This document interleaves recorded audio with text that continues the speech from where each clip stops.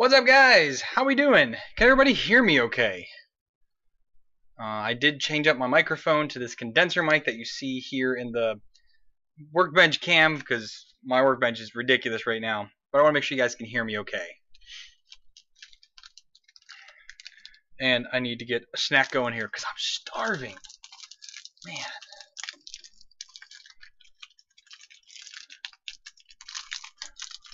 Awesome. Hoping this this microphone's a little bit better. Again, this is my condenser mic. I was using a shotgun mic last week, and it seemed to be okay, but I thought this would be better. I tried messing with the settings. The audio is still a little bit empty, in my opinion. It's not very full. The bass is pretty bad, but I think it's more of the Streamlabs OBS. You don't have very much control versus the regular OBS. So I'm going to have to go ahead and switch over to that and do some better audio settings in that because this is just not doing it for me. Oh, man. Yes, Skewed, my name is Shane.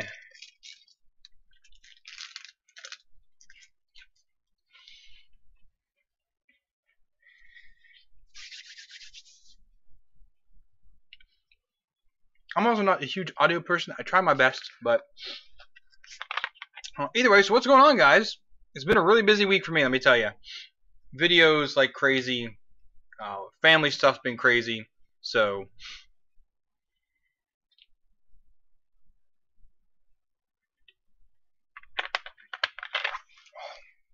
right now I'm working on something fun for a buddy of mine I work with. I am printing, this is Gandalf the White Staff. So I've got the top two parts done here. Need to do a little bit of sanding to match those up. They're pretty close. We need to do that. And then here, over here in Fusion, let me pull you guys up here. You can see a little bit better desktop. Here I am working on the staff. So I have three parts here for it. These are the interconnects, and then I have the top and a bottom piece. So I might round off this bottom piece though. I don't know how big I'm going to make it. Each of these are, I believe, 200 millimeters tall. I think that's what it ended up being. Let's look at my primary sketch here.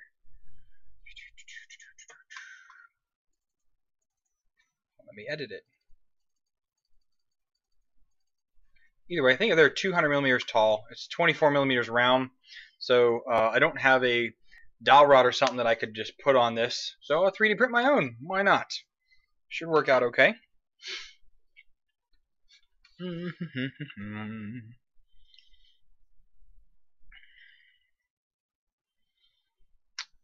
MIC card didn't work on the 3D printer. I'm not sure what you're talking about, Paul.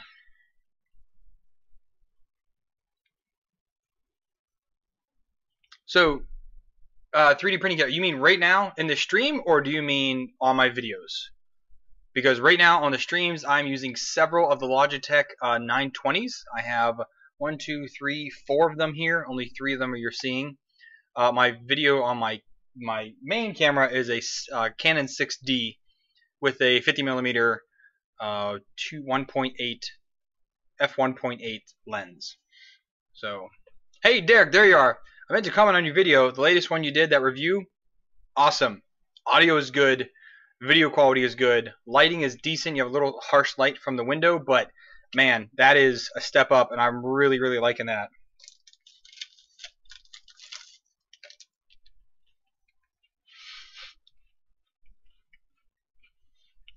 I'm munching away. Sorry, guys.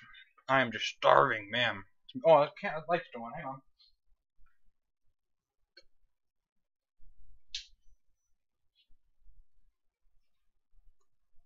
Not so backlit now.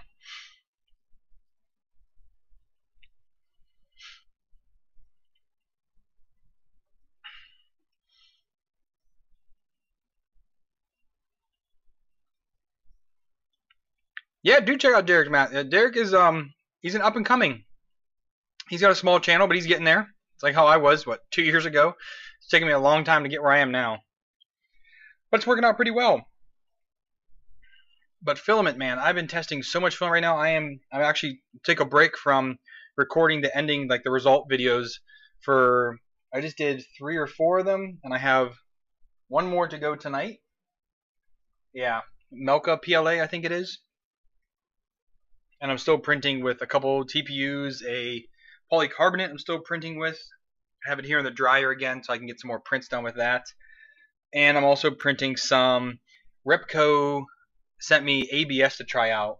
They didn't want a video. He just the rep I've been talking to sent it to me because users have been complaining about issues with printing it. So I have been testing that out, and it's been coming out pretty good. Nice big benchy here. That's been all right.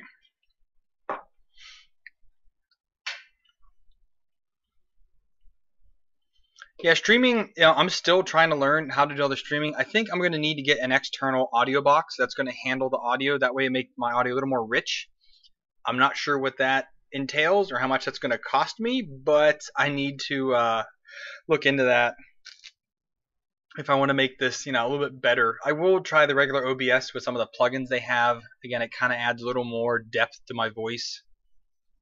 I really don't like the way it is right now, and I apologize for that. And hopefully once I move, I can do 1080p. Right now, you can only do 720 due to my limited internet. So again, changes will be coming eventually.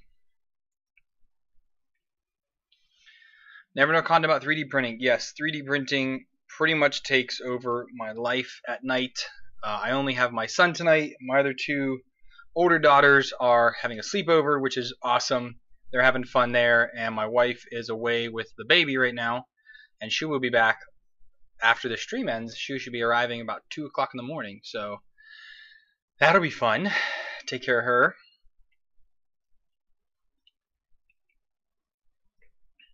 I wish, Derek, I super jealous you have a local shop.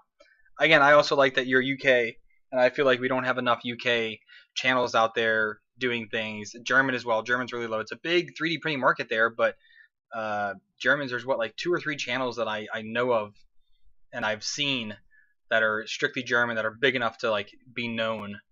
And I wish there were more about that. More people would do the filament reviews, because I feel like there's so much filament out there. You don't ever know what you should actually be buying or be printing with. It's too hard to figure any of that out, I think. So I do like that there's a shop nearby and it's someone local, so it's good for them. It's good marketing for them. It's good for you. Your name's getting out there, which is awesome. It's the biggest thing, is get your name out there, people to see your channel and get the views. So Paul, I don't know if I want to like actually admit that. Let me count. 1, 2, 3, 4, 5, 6, 7, 8. Did I count that one? Wait, 1, 2, 3, 4, 5, 6, 7, 8. Yeah. 9, 10, 11, 12, 13, 14. 14 now, I think. I think that's all of them. Yeah, I think it's all of them. 14 now. Which I've already given one away. I gave one away to our school charity. It's sold in a silent auction. That was the G-Tech. Actually ended up going to one of the teachers at the school, so that was nice that they got that. But yeah, I have a lot now. A lot more coming in. I had to put a pause on everything now, so I did the TiVo video. I have the AlphaWise U10, which I just did. That video will be coming out next week, Monday or Friday. I haven't decided what day it's coming out yet. And then that is it for 3D printers until the fall, or at least until August, September time frame, because I pack out the end of May. I move in June through end of July. I'll be in transition. August, I get to my next place, and then I can start doing reviews again.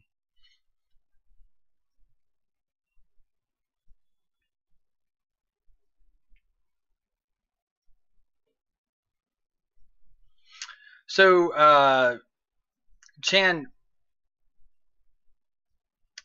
I started out reviewing filament that I purchased myself, and then I reached out to other companies that I wanted to try, and they sent it to me, and I tried them out. And then I have other companies that have asked me to try out their filament. So, if there are people out there that have enough money to buy all these different filaments to test out, awesome.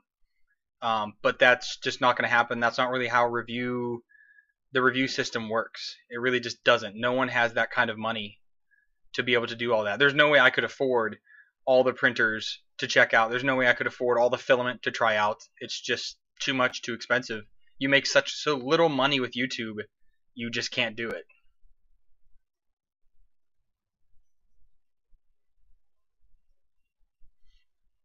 Yeah, Paul, I had one. The G-Tech aluminum was my first, And then the second was the FT5, and then it's just grown from there.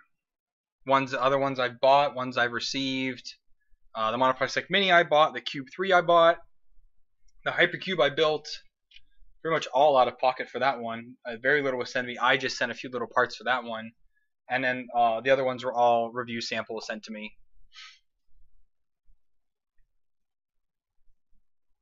Autocorrect is amazing, Andy. What are you talking about? Crinkle, crinkle, crinkle, snack.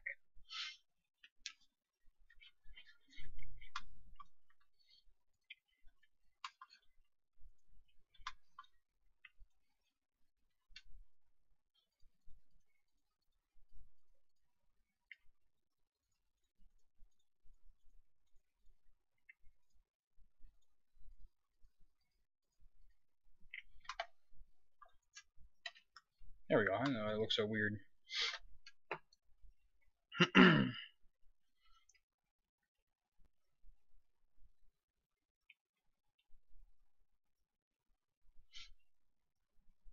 So, Chan, have you watched any of my filament reviews? Because most of the filament that I receive or that I have bought through Patreon funds, because a lot of things that I was buying at first, I used Patreon funds in order to buy at least one roll of filament per month. Right now, I'm saving it all up to get a Prusa i3 Mark III, since obviously Joseph isn't going to send me one.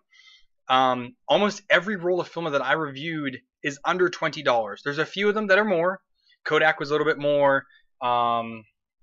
Make Shaper was a bit more. But like Repco, the Fugatech filament, Hatchbox filament, oh heck, I mean almost anything I've gotten off Amazon has all been sub $20. So I personally feel that that is a pretty decent price for filament, sub $20. Anything more than that, okay, you're getting a little much. But for PLA, sub $20 is good. Inland PLA is good as well. So I think you should watch some more of my videos to understand I do mostly cheaper filaments.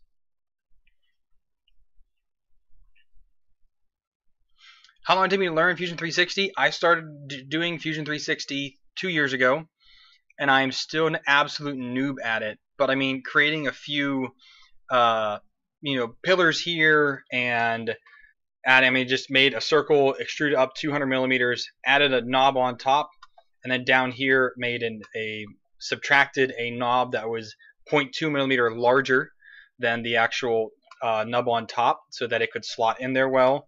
It took 5 minutes, but learning it is something you have to just play with and do a lot. You really have to just play with it and work on it.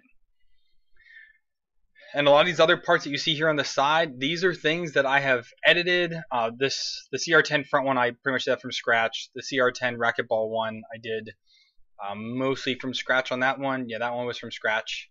So a lot of these were from scratch more recently, but a lot of my old ones are stuff that I edited or things I just want to make a little bit better. So it takes time. You really just have to sit down there and practice. There's a lot of people that do videos on it. Like I did a lot of my learning through Angus, actually, on his videos. I watched his video and I try and do it along with his video. I do it in Fusion with him, and I've learned a lot that way. So you just have to sit down and play with it.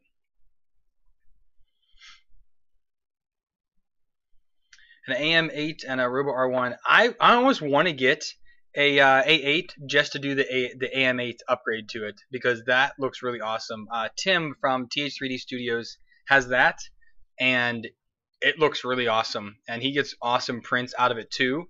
So I think that would be something I would want to look into in the future if I ever get an A8.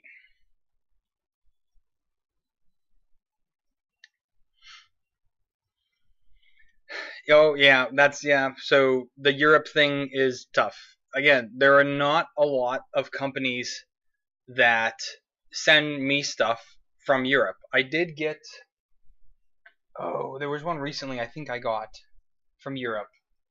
I did have a dude from Sweden send me something, a piece of fan mail. It's the board for the TMC 2130s. It's a breakout board, basically, to make it easier to wire them. He did send me that. I don't get a whole lot of European. It's either a train or an earthquake, sorry.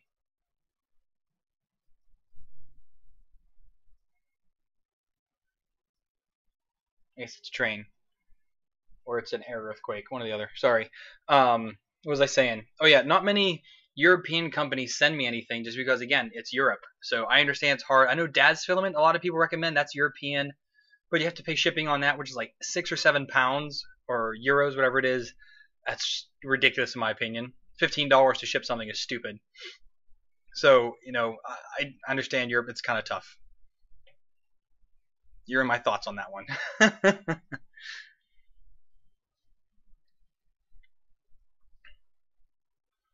Yeah, Fusion has been a lot of fun for me. It's been a lot of work, but it has been a ton of fun to work on it and do different things.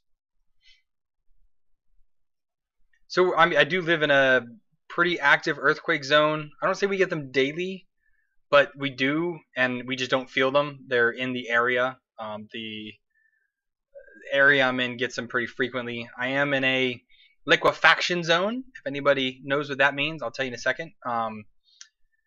So we have to be pretty careful. And liquefaction is when solid earth behaves like water. So that is the area that I live in. So if we ever had a decent enough earthquake, this entire area would turn basically into water and nothing would be left. Pretty cool. So,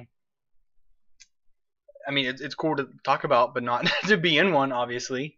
I hope that never happens. I only have another month here, so I'll be ready to get out of here. Paul, no, I do not sell things for 3D printing. The way I receive my products, I am not able to sell things. I can't make a profit through it. So I can accept the printers and things like that to be shipped to me, but I cannot print something, buy something through my mail system, turn around and sell it for a profit. I can't do that. Jan, it's just something you kind of got to put out of your mind. Is it scary? Yeah, but you have to live with it, so you kind of just ignore it. When an earthquake hits, you kind of wait to see how heavy it is. Do you need to take cover or not? We haven't ever taken cover yet, so I've been here 2 years now almost.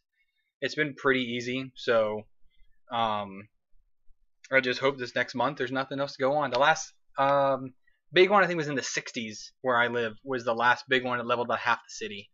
So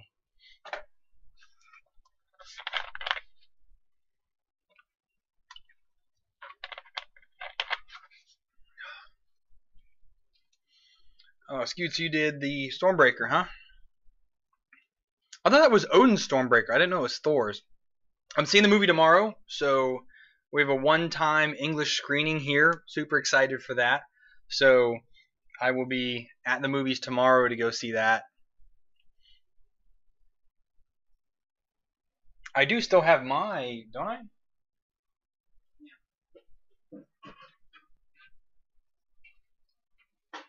I still have my mole here.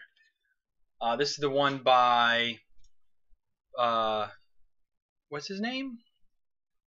The one he just did the Iron Giant recently. God, I can't remember his name right now. But this was his version, which is awesome. I love this one. It's got good weight to it and everything like that. It's a pretty good size. But this is by far one of my favorite models that I've ever printed. And one day I'll probably print it again, but I'm going to just give this to a friend. I'm not going to ship it with me.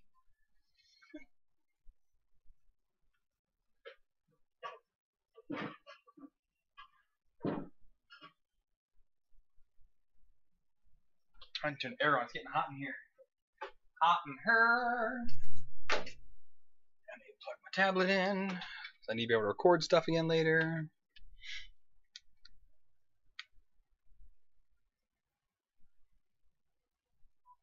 I'll have to look for it, Skewed.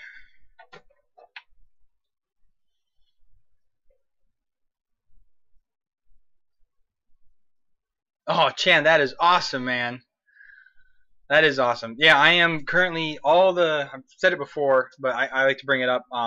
All the money I'm getting in right now from the different revenue streams, I am just throwing into my PayPal account, and I'm waiting till I get the $1,000 saved up in order to buy a Mark III and the new MMU V2 for it, because I want to be able to do multi-material stuff. I think those would be cool videos, and there's a lot of models out there that I really want to print with the multi-material. I want to do multicolor stuff, and I think that's the best way to do it because the results from that are just great.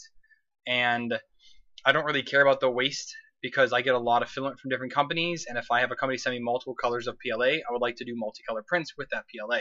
I think that would be kind of cool to see. So it's going to take me quite a while. I think I'm at like 350 now, and it's going to take a while to get that saved up. But you know, I'm hoping before Christmas I can get that much money together. But we'll have to see what happens.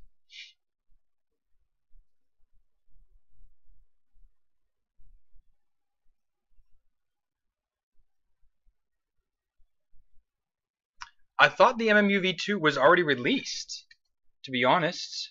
I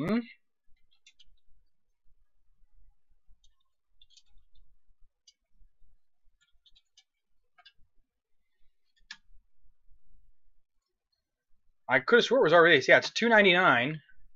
Yeah, it's already for sale. Looks like available. Oh, it's pre-order. I'm sorry. Shipping starts May 2018. New orders in August 2018.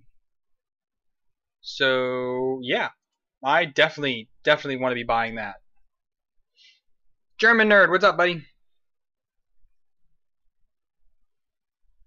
Oh, Miggy, how you doing? Sound dropped because you stopped listening. Ha.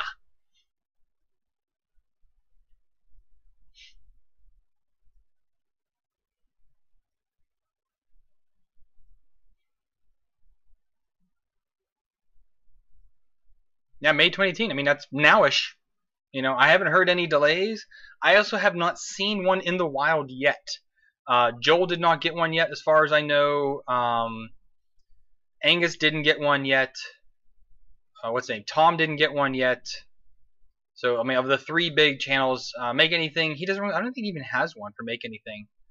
I know he has the CR10. He's the big GearBest guy. He has a lot of GearBest printers that he uses. I mean, I do too, but he showcases them more than I do. But yeah, none of the big channels have it yet, which is pretty surprising.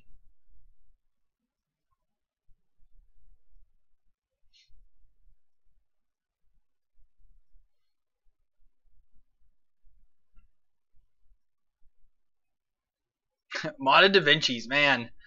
That's what's his name? That was oh heck, Chuck's like first printer was his Da Vinci that he's now modded. Or I guess it only does what's it called? It only does ABS for him.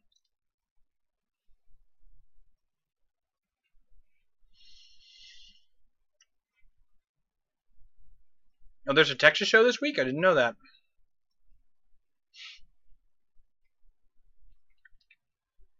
Chris, what's going on?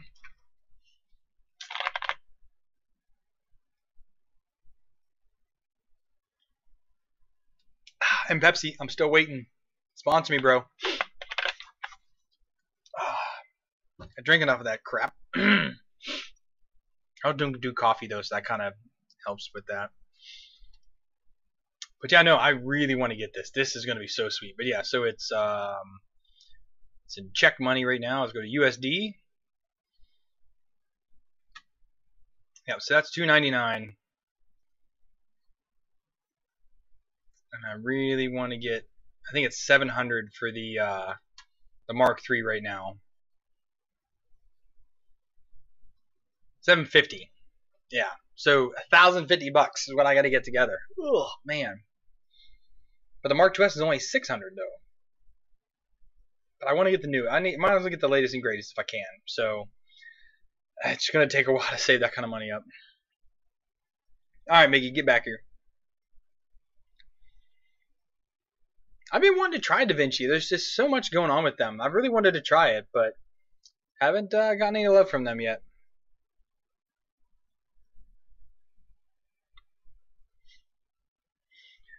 Cheap 3D printer? No. Oh, I do on the Tornado, but the Tornado is way that way at the other side of my basement. And yeah, I don't have anything printing right now because I was in the middle of filming the ending videos, the ending parts of the videos, like the results. I do kind of that in a batch. And I was filming those. I'm doing the live stream, and then I have one or two. I think I have one more to do tonight to knock that out.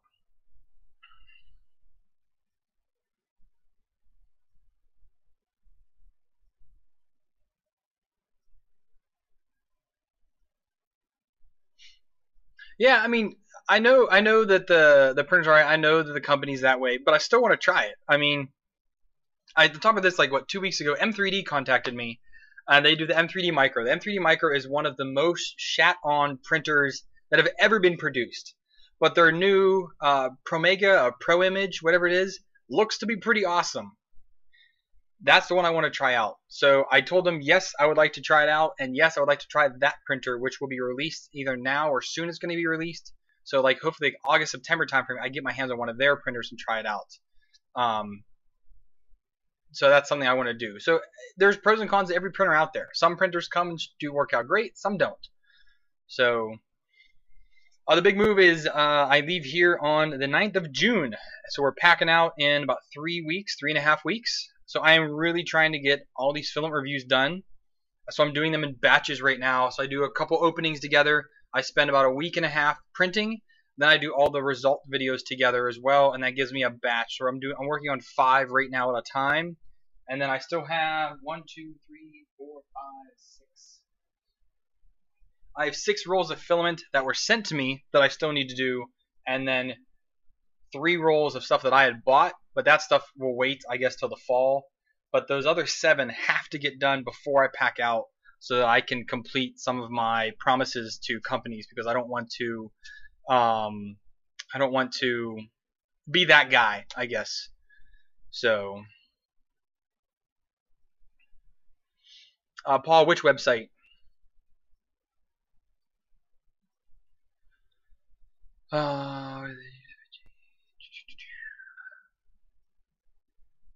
My favorite YouTuber for 3D printed prop making.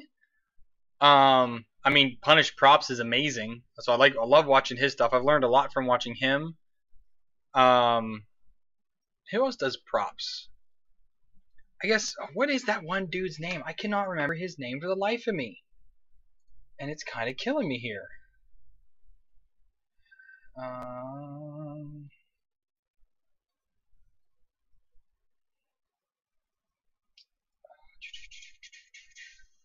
Not Pyro. God, I cannot remember his name for the life of me.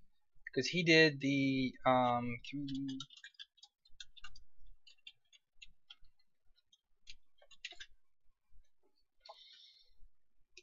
Chaos Cortech. That's it. So for modeling in general, Chaos Cortech, there is not many better than him. I really like watching he does. His wife's amazing at printing as the at painting, I should say.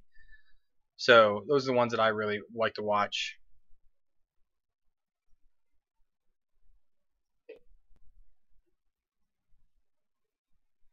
Yeah, Chaos Cortech does all the characters. I thought he did some other actual props, or he did actually, because I did his that was his Iron Man hammer that I printed out. So he has done some other props, but his Fusion 360 skills are pretty on point. I'll give him that. He's pretty amazing at that. Looks like the tornado is almost done. All right, Andy, take it easy.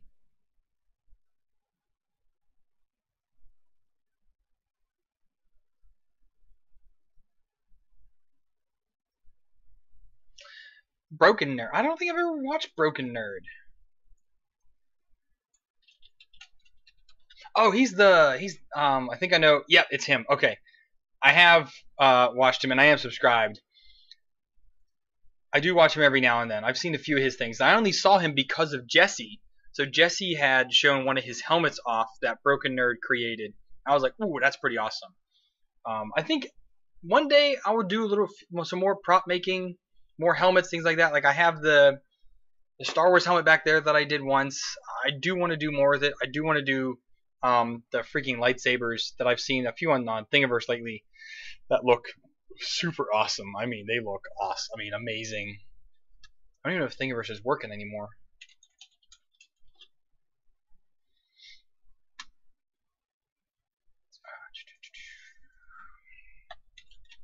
See if it works now. I searched staff the other day and this dude came up for lightsabers and it was just too great. Let's see if I can find him again.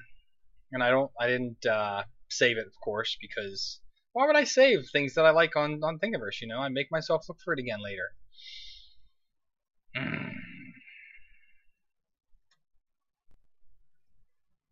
Where is it? Where is it? Where is it?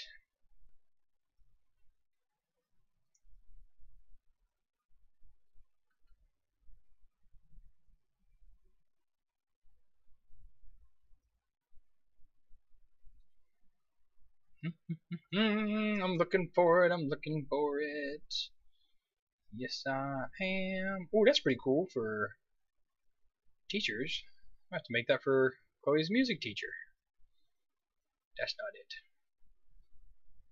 That's not the guy either. I'm following him, so maybe if I log in, I followed him, but I didn't actually add any of his stuff. Hello, new subscriber. Yeah, you're not it. You sign in here.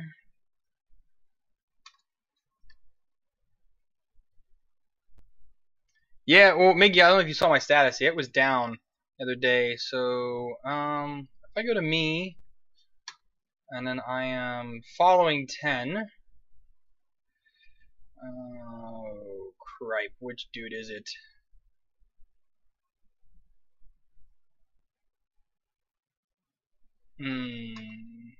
Thought I was following him.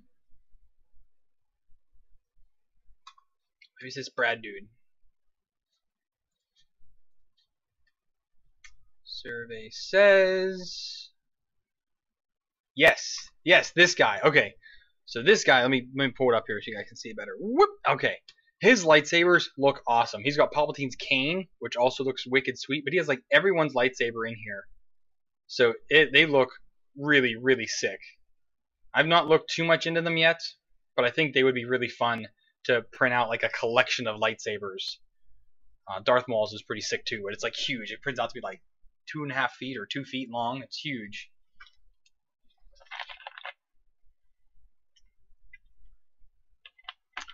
Yeah, Chris, I watch pretty much every one of Adam Savage's one-day builds that comes out. I watch those just because his making abilities are amazing. I mean, when you've been doing it for 40 years, you should be really good at it.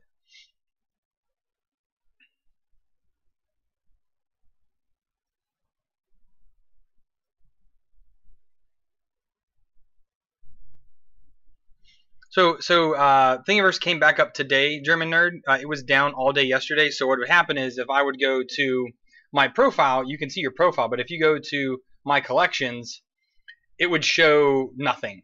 And if you would search a term, like when I searched staff, nothing would come up. It was like zero results. Zero results were found. I'm like, are you kidding me? It's staff. So they apparently they had an issue with their NAS and something happened. They had to back things up or restore from backup, whatever. And that was kind of the big problem for them. Did that finish? No, it's still going. It just got quiet over there.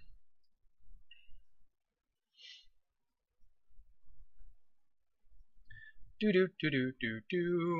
Yeah, it's not the models. It's the actual functionality of Thingiverse that's been odd of late.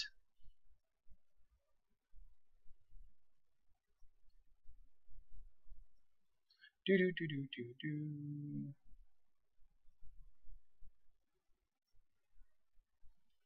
I need to turn down the AC unit a little bit.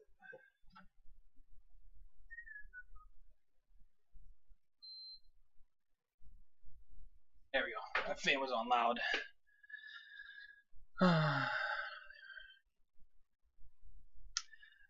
Chan, if you were on it yesterday, that was the issue. It could be time difference, but again, I posted. Let me find my post here. Almost everyone that commented said they had an issue.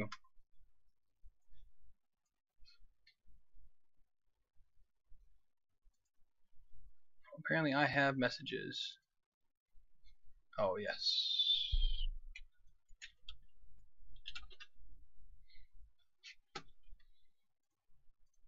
Where are we going down here? Come on, Facebook, you're slow, internet.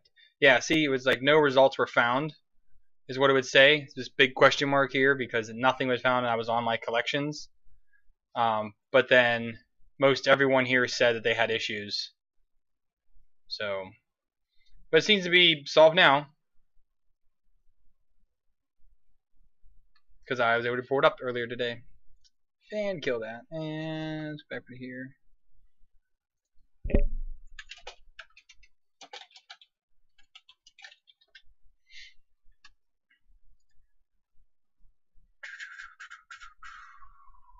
Where are we at here?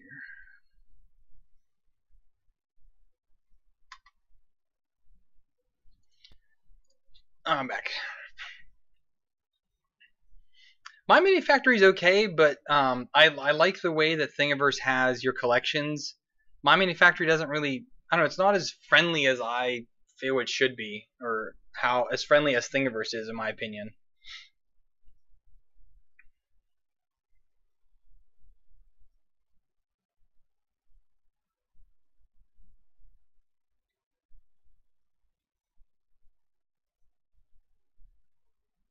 Well, it's definitely not a U.S. thing because I'm not in the U.S. I'm American, but I do not live in the States. The weather is getting hot here. It's getting real hot here. It's like in the 80s now. It was brutal today. Went to a little barbecue this afternoon. It was just me and my son, so we went over there. But yeah, it was 84, the car said. I was like, holy cow, it's getting warm. I'll be out of here by the time it gets 125 in July, thank God. So that'll be nice. I'm going to go check the tornado. I'll be right back.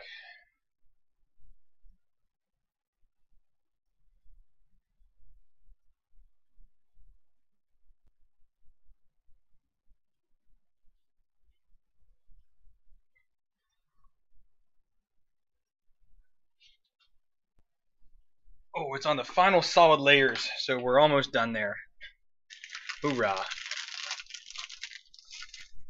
45, it's a little chilly.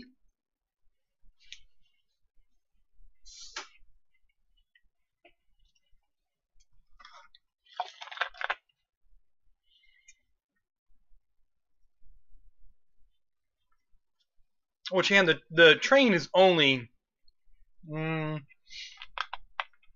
off the front of my house. I'd say maybe 100 meters. It's pretty close. And it's really loud because it's an old rickety Soviet train, so it's quite loud. I am still here, nerd. I don't say where I live exactly on YouTube.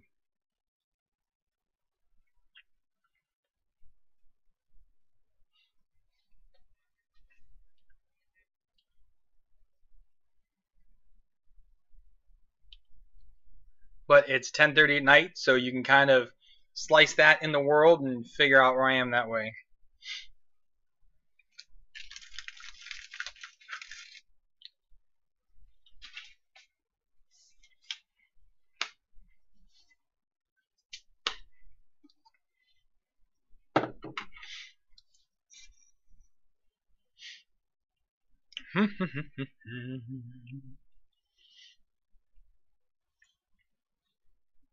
Yeah, it's kind of cool. So many people have channels in here.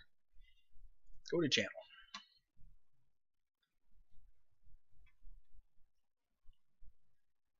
Although the only thing I haven't figured out is that the gaming YouTube channels and the regular YouTube channels, I haven't really understood the differences in what they're all about. Like I thought the gaming ones for gaming stuff, but there's people with gaming channels that are not gaming channels. I don't really understand that.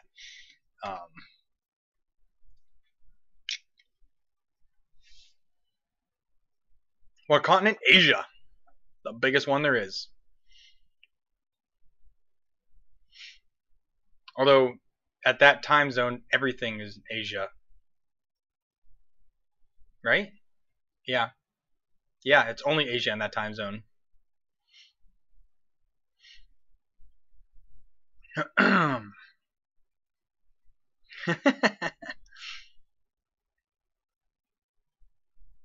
My own keychain 3D printer, like a keychain that I made, because I made a whoa, hit the microphone there. I mean, I made my own little Fuganator one with black and some bronze PLA. Came out really nice. I enjoy that one. That does need to go onto my keys though, still soon. Put that back. Hey, Paul, welcome. Oh, how'd that go? Cutting your own enclosure. I'm sure you did it than the one for cheaper than the one that was sent to me.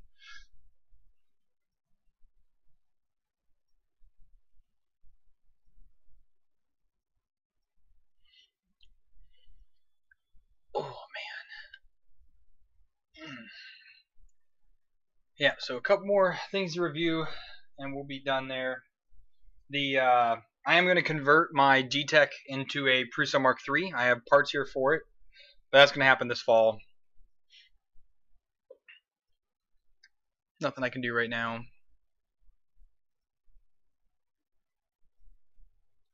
Oh, really? I didn't know that, Paul. That's interesting. So Fuginator was a nickname that my gym teacher in the 6th grade gave me. He gave everyone nicknames. We had one kid, Good Wine. I just remember his. He's like, Good Wine, like a 30-year-old, good wine. And he would always say that when he saw him. He'd always call me the Fuginator in like a, what's it called? In the Arnold Schwarzenegger voice, the Fuginator. And it always just cracked me up. And it stuck. It became my gamer tag. And Fugatech is just, I did Fugatech mods. I did a lot of PC modding for a few years, a couple magazines, a couple contests won on, BitTech and things like that. So that was a lot of fun, and I think I won one on BitTech, a couple magazines though. So it's been, and that just kind of stuck, and now the Fugatech 3D printing just kind of seemed to be the logical thing for Fugatech mods for the computer stuff. Idaho potatoes, RC, that's up.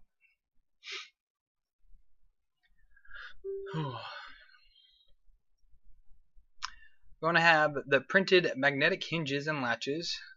Oh, very cool. You probably could have the hinges if you do the if you have the post on the printer and the hinge on the ball and that goes down on. I'm sure that's awesome for YouTube. You know what I mean? The post and it goes down on it, and then you could just move the hinge right off. So skewed. I don't know. We're at what 44 minutes right now. I'm either an hour and a half tonight. I'm not sure. My wife doesn't get home for a couple hours, but I do want to finish recording before she gets home from the airport. Print a Cobra car. That sounds like fun. I did find, when I was looking for the staff for my buddy, I did find Jafar's staff, so I think that'd actually be pretty fun to print his Cobra staff.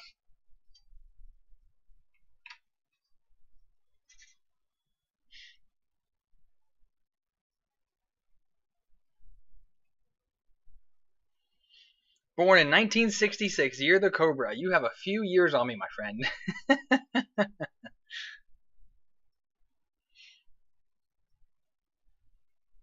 Hey, Brian. Howdy from Florida.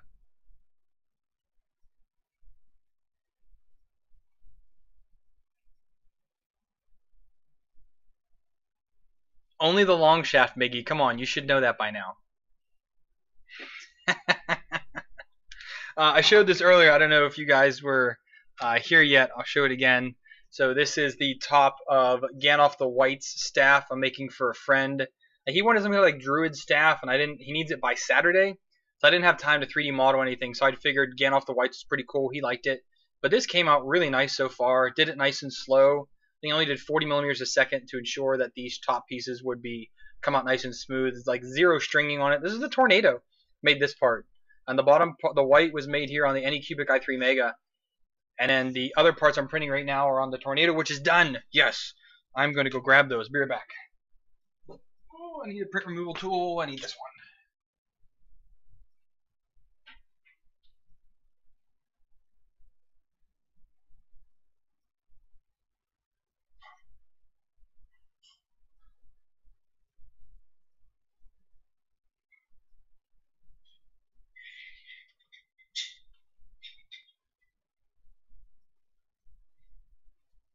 All right, so I've got two pieces here straight off the printer, and ooh, it's tight fit. Oh, but it does fit. Look at that. Man, that's good. Wow, that is awesome. That worked out perfectly. And it is reasonably strong. I think with some glue. Can I take it apart without breaking it? It can be done. Yes. I am stoked about this. And then this should be the same width. Yes, it is. Man, that lines up perfectly. Ooh, that is going to be great. So it's going to be, there's just one part of it. So these are each 200 millimeters long. Well, yeah, 200 millimeters long. So that will work out pretty well, I think. Now I need to print a bunch more. It's 20% infill, 10 top, 10 bottom layers, 3 perimeters. I want to make sure the top and bottom are nice and sturdy for inserting the pegs. Yeah, this will be great. It needs to be... He's a short dude. He's my Viking, so he said it needed to be... We said 64 inches, and each of these is 8 inches tall. And then this piece here is, we'll call that 12. So we're at 20, 28, 64. So I need to print like 6 more of them, I guess. And that should be right about the height that he needs it to be. That shouldn't take too long, I don't think. Who's texting me? No.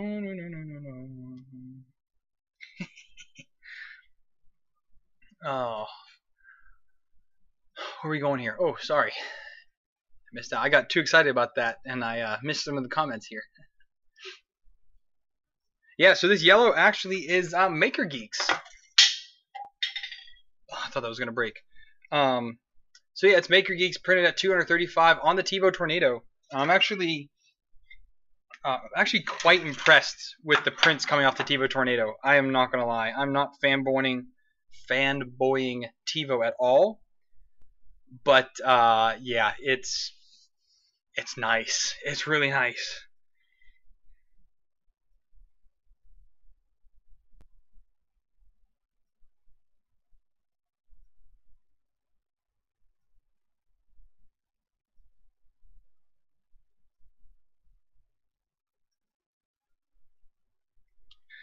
Alright, put that away now.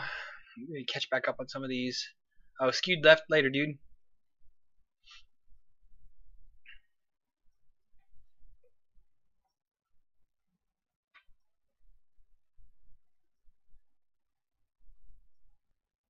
Oh, did I see CNC Kitchen's review of the dual extruder tornado? I didn't even know they made one, and no. I very rarely see CNC Kitchen stuff pop up. I try to stay up to date with the channels, but there are so many videos that come out from all these other channels.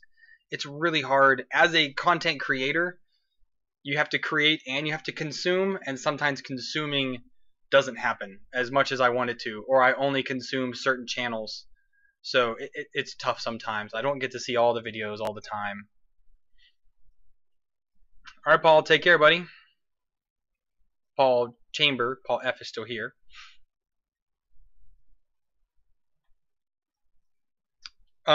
No, I didn't use vase because vase can only be no infill and only one perimeter. Otherwise, you can't do vase mode. So no, these were printed side by side, sitting straight up like this. Stuck with nothing more than that. No brim, no glue, straight on the TiVo Tornado build surface, which is super sticky stuff.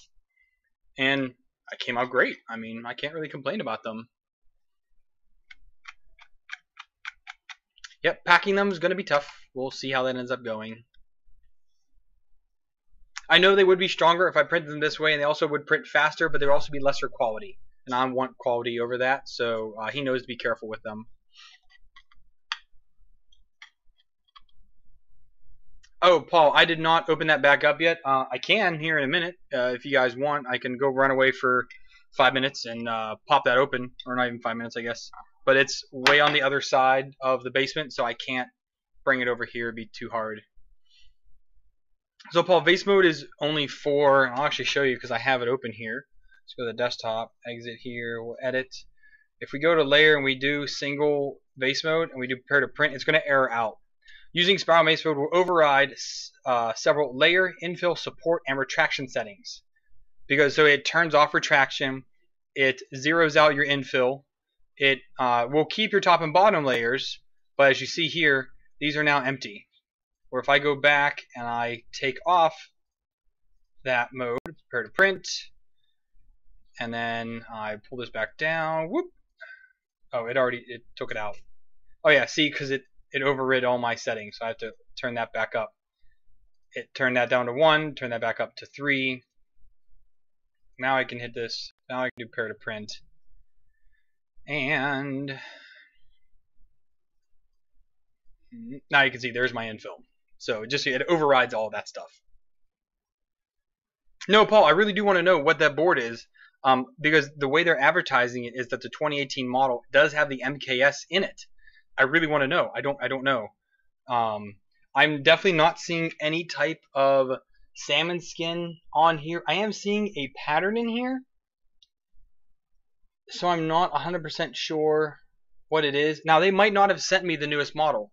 That very well could be true. Again, this came directly from TiVo. The Tornado came directly from TiVo via AliExpress on their shop there.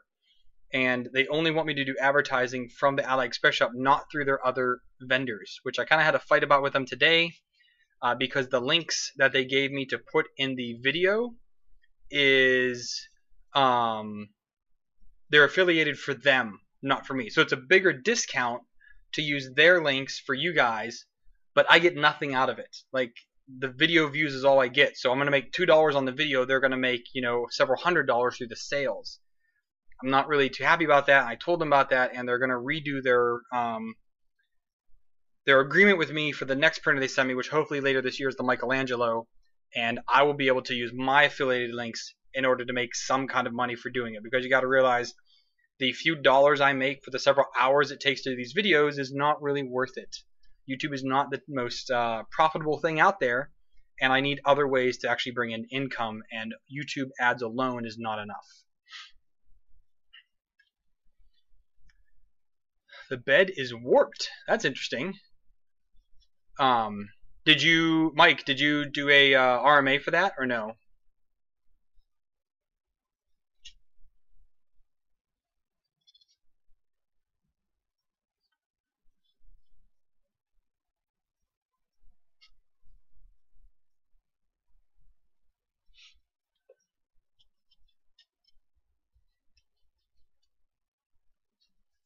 You can use vase mode if you're printing your own bearings. If you want the bearings to be empty, yes.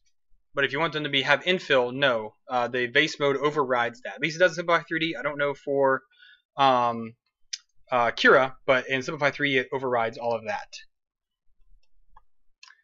RMA, return merchandise authorization. So basically, if you receive something that's bad, you should do an RMA and get it replaced.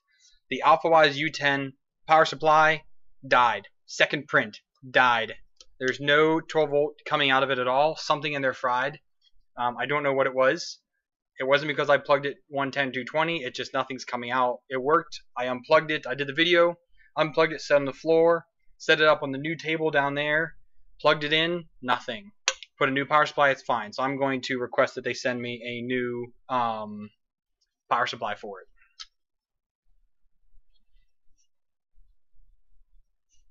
I'm actually crazy surprised at how flat the TiVo bed is. It really is flat.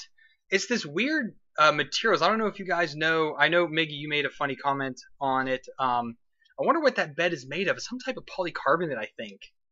I'm really not sure what it is.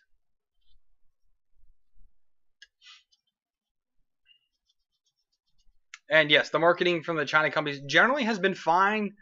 This TiVo, they have a rather aggressive approach, and you kind of have to be aggressive back with them if you want to actually not get screwed and make things work out for you. So I told them I'd let it slide this time for now, but once the sale is over, I'll be putting all my own links up for various vendors for you guys to use if you want to use Ally, GearBest, Banggood, whatever you want.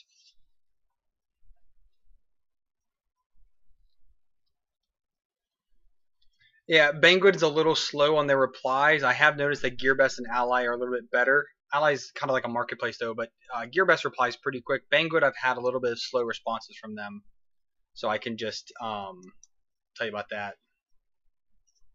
Oh yeah, you did come about the plugs. Yes, I am happy I know what those are now. I did look those up, so that's pretty cool.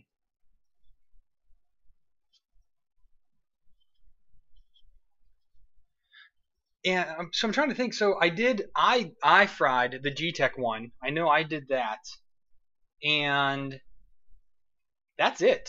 That's the only one I've ever actually lost of all the printers that I have.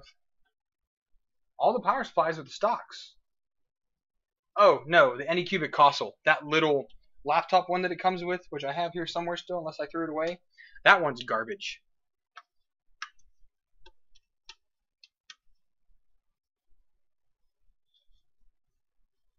Oh, Garlight.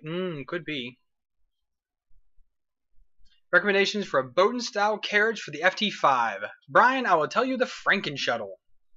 You never want to go back after you switch to that, because I really don't. You search Franken Shuttle on Thingiverse, and you'll find it for the FT5.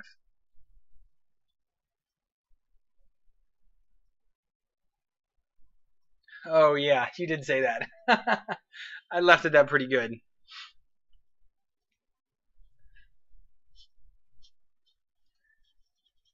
Yeah, and for me, I use actually cannon plug connectors, military style stuff, so that's why I always said cannon plug, because that's, I guess, GX is the consumer version of a cannon plug. I don't know, unless cannon plug is just the generic term that we always have used. I don't know.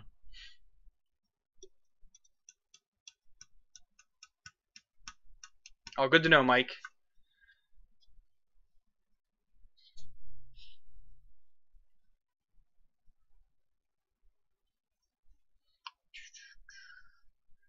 If it's glass, it's some kind of again, it's some type of plexi maybe or something. I don't know. GX is aviation. Oh, okay, that makes sense. So I'll have to bug my my Air Force buddy because he didn't know what they were. Although he's a mechanic, so I don't think he dealt with much of the electronic side of it.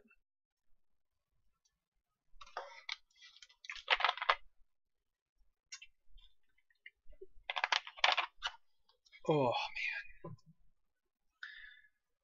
Well, I'm waiting here.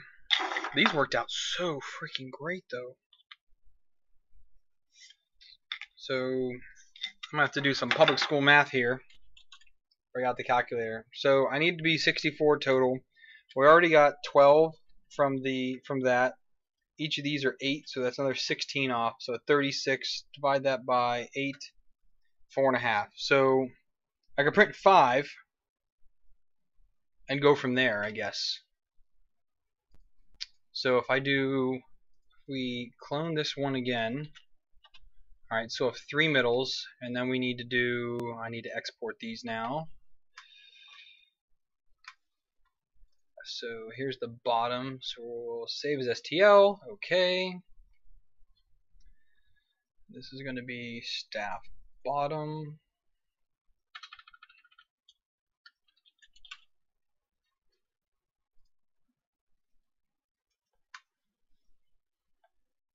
Actually, no, that's going to be staff top. Shit, this is staff bottom. Shoot.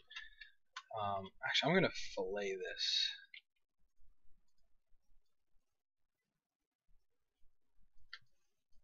Kind of a rounded bottom to it. Let's do that. Oh, no, it's going to be hard to print then. Shoot. I wonder if that's going to fall off, though, or not. I can always add a brim to it for that. Let's do it 5. Let's try it out. So, what body is that? That's body 3. So now we can say this is STL. Now this is staff bottom. And this is staff top, which I do need because I have to glue it to this other one. Saves STL, okay. And we'll do staff top. Alright, close that out, and now we're going to import staff top and staff bottom. We need to realign these. Center to range. Yeah, so those 5 should give me enough height with all that. And this one we're going to separate out. Come back to chat.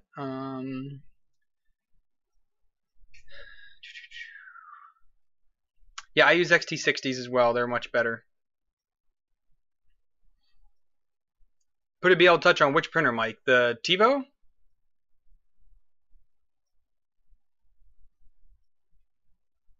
Hey, thanks, Brian. Thanks for watching, buddy. See you next time. So yeah, all right. I'm gonna separate these out real quick. That's staff bottom. Select models. Unselect that. Okay. Okay. Now we're gonna add. Select model. Select none. Select bottom. And we'll give this one a brim of 15. Center to range, prepare to print. Select all, continuous. See you, Michael. Thanks for stopping in. I need to try the tree support because I have not tried it yet, and I really want to. This is 14 hours to do this one. Okay, so why did that model not do...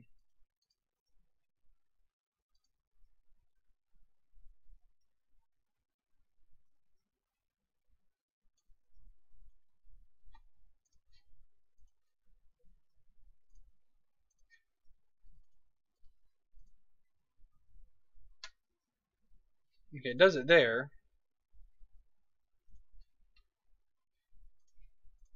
But if we select all and do it... Are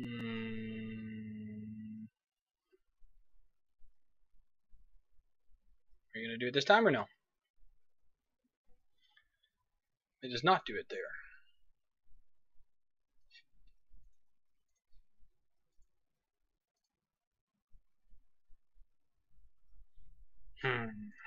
Decisions. Sorry, it's just taking me a second to figure this one out here.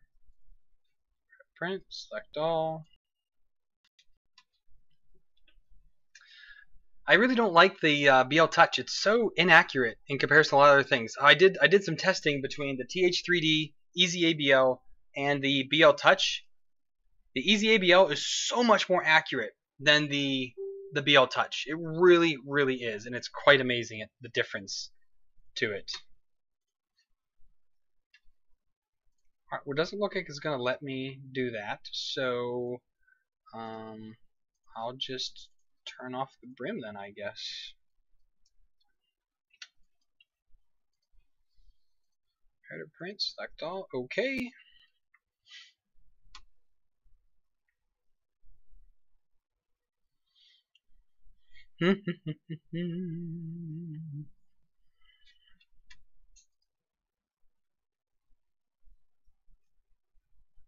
So I just saw someone use the tree support on a Millennium Falcon print. I think it's the one from Solo that someone put up, and it did look crazy.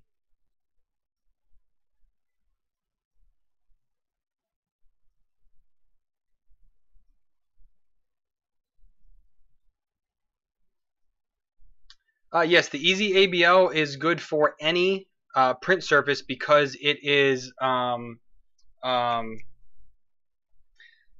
capacitive. Is that the right word? So basically, it senses any. It's a kind of like proximity waves. It can sense anything under it. If it's inductive, it has to be metal. If it's capacitive, I hope I'm saying that right, it will sense anything there.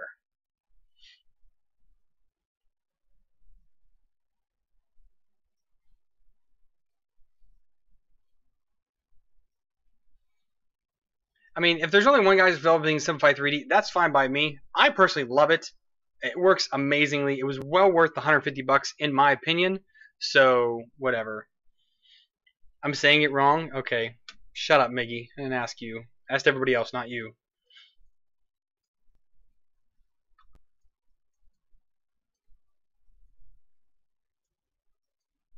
So why is also that one printing so much slower than the rest? So speed is 70. Speed is 70. Whatever. Select all. Rare to print this bad guy out. Oh, I am right. Okay. Whatevskis. Yeah, I mean, I love the multiple processes. I love the support. It's amazing. It comes off so easily. I mean, I literally don't have anything to complain about Simplify 3D. I really don't. There's nothing that it doesn't do anything that I wanted to do.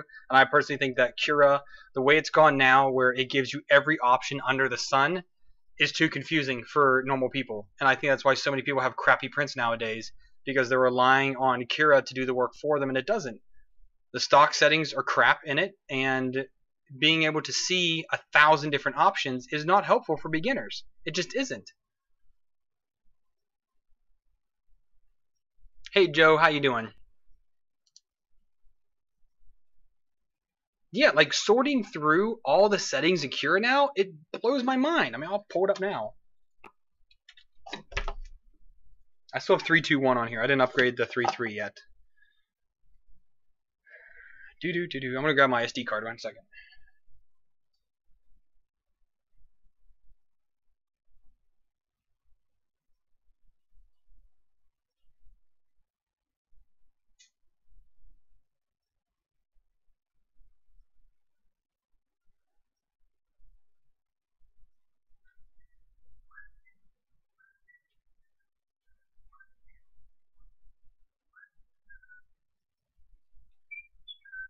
And you put the SD card in, and you close that, and we're gonna save the disk. Let's call it staff parts. Save that.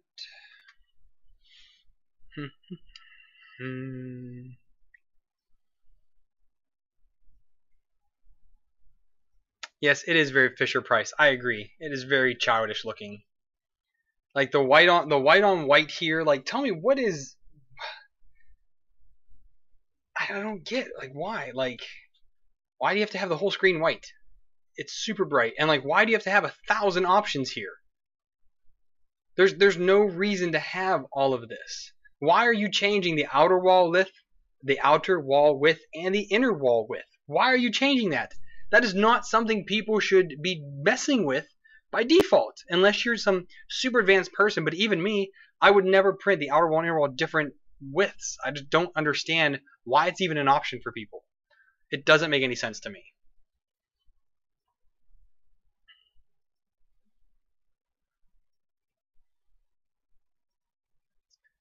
Yeah, Slicer is just not. Slicer is just a child that made that program, or a college student that just wanted to get something out there. Good for them, but it is not a fantastic program at all. I'm actually surprised that the Prusa control, their Slicer version, is so generic looking. Yes, Chan, I know you can hide the options. I fully am aware of that. But by default, those should all be hidden. Only the basics should be shown, not everything under the sun.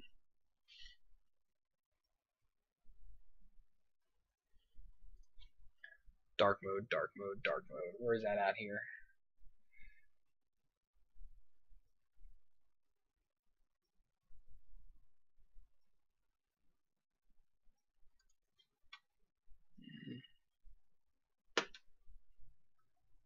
Yeah, I'm already having. Yeah, because everything's selected by default.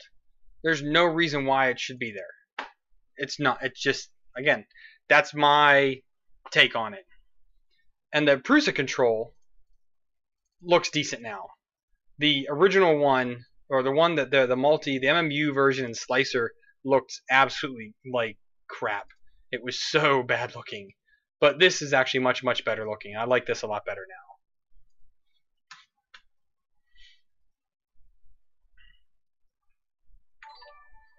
Hello, new subscriber. Where was I at? Astroprint was cool, and Octoprint is cool too. But the problem is, when you have 14 printers, doing everything via the web that way is so freaking slow. It's so much faster for me to throw an SD card in, slice it, walk it over there, put it on there, instead of remembering, oh, this is the IP for this one, this is the IP for that one, or having all these bookmarks to worry about.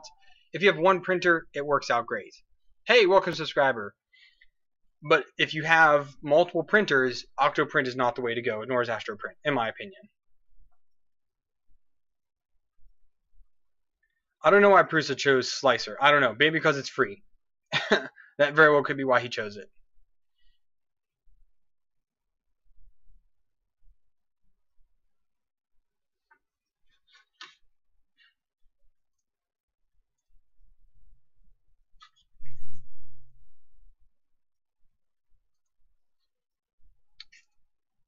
General.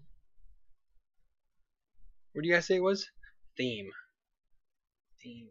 Oh, there it is. Theme. Ultimaker Dark. Wait, did that not work?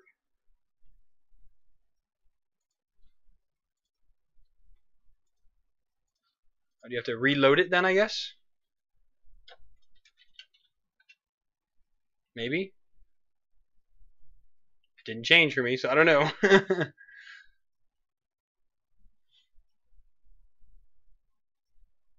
Currently not now, Miggy, because that server is shut down. Well, those servers, my sandbox is shut down. Well, I guess that's a little bit better. I actually do like that a little bit better. I also hate that the clicks are different. Like, left click does nothing, right click does things.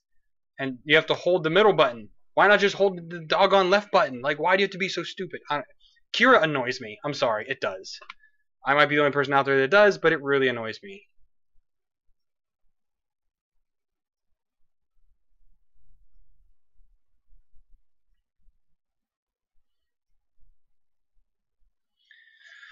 Oh, I need a preset for the monoprice maker select plus. So Xenolance, did you look into the adding a printer and see if it's already listed in there? Because if you go into here, your help configuration assistant, and you're using the maker select plus.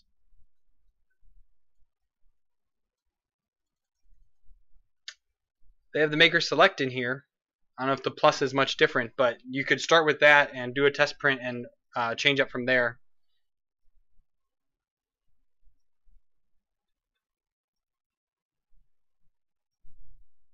Yeah, so Cura was that way. Cura nowadays has everything enabled by default.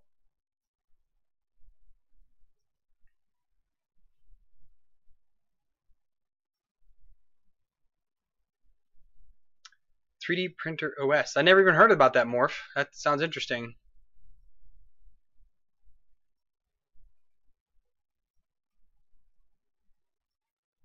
The only thing open source about Ultimaker is the Cura slicer. That's it.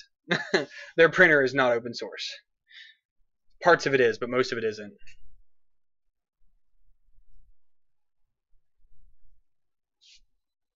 Crazy setup on my Cura? That was Cura 3.2.1. Straight installed from there.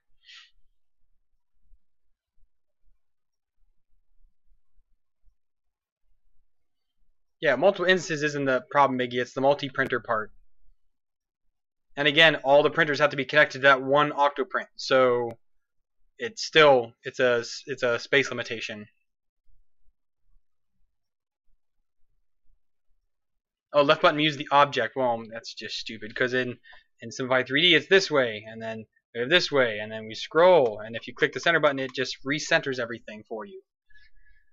Ugh.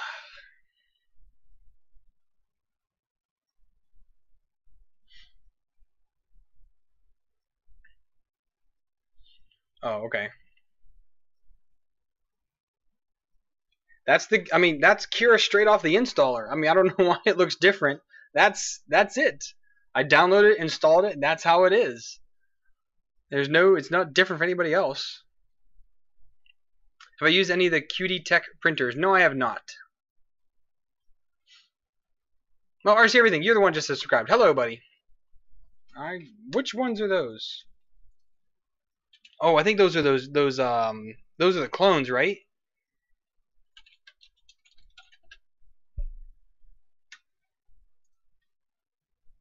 They have like the clone like MakerBot style ones, right? Oh yeah, them. Yeah, I have not. Yeah, this right here is the clone of the FlashForge, I think. And then Gtech has a one very, very similar to it as well. The Gtech, the Me Creator, is that what it is? That what's similar to this as well.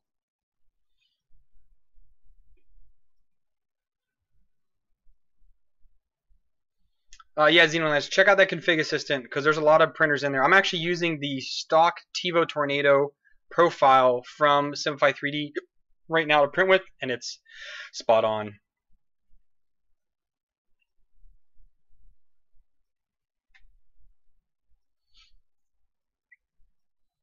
And see, I had Cura at first and I didn't like it. I downloaded Simplify 3D immediately caught on to it, and I rolled with it since then. I found it very easy to understand. I found it very easy to navigate. It might not have all the tweaks that Cura now has, but again, I find those tweaks to be irrelevant for the normal user. It's very specialized what they're trying to do now with all those other settings.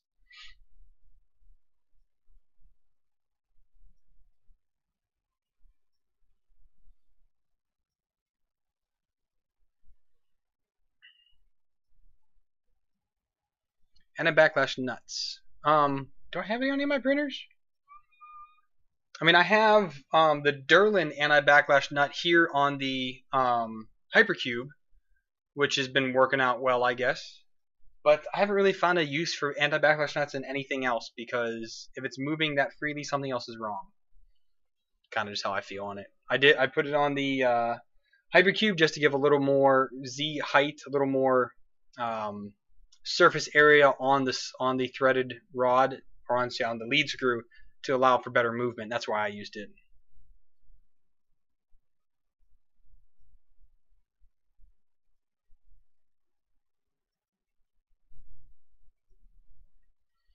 Yeah, Mike, yeah, I mean, the stock profile is, I mean, this is the stock profile coming out of it. It is super awesome. It's super great prints. And speaking of which, I'm going to go start a print here in a second. Make sure I caught up on the things. The trial versions of my 3D, yes, that is what I started out with as well, and then I decided to buy it.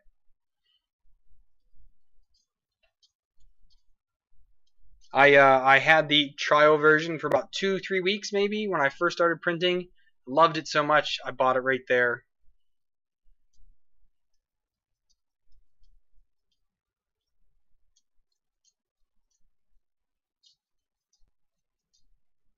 I'm going to start the TiVo. I'll be right back. 1 second, guys.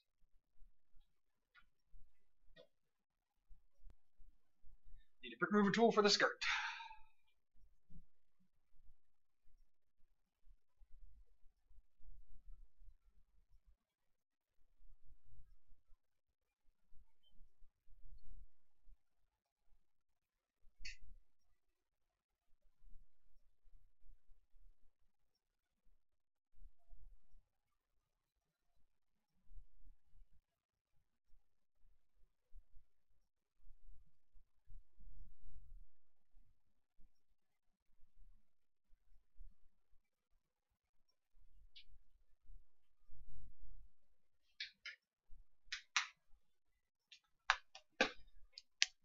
Oh,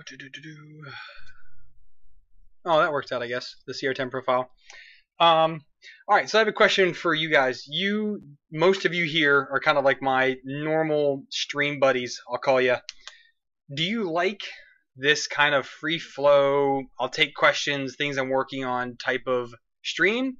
Or would you guys prefer more directed structural streams, actually talking about different things and whatnot?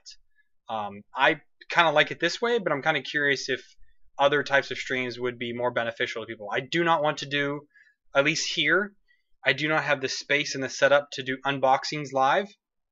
It might be something in the future, but I'd like to know what you guys think about the streams, how they're going and whatnot. Because I've been doing this for about 2 months now, and I want to get some feedback on it.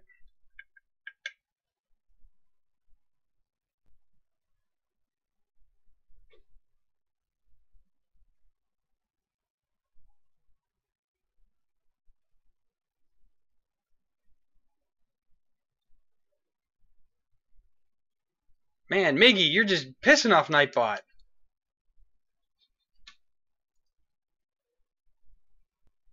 And yes, Miggy, you're one of the normals.